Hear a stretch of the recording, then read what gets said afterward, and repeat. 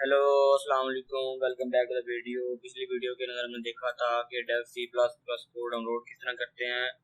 इस वीडियो के अंदर हम डेव सी प्लस प्लस के अंदर कोई प्रोग्राम रन करेंगे।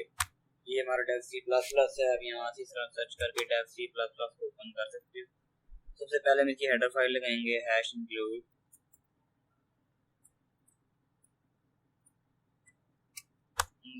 include iostream using namespace std। ये इसकी हेडर फाइल है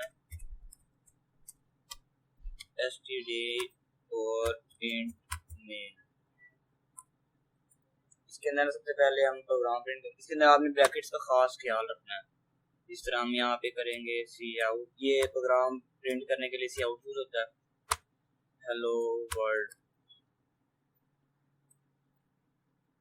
इसके अंदर हेलो वर्ल्ड आपने कॉमास का ख्याल रखना है लाजमी। और यहाँ पे रिटर्न 0, ये INT मेन की है।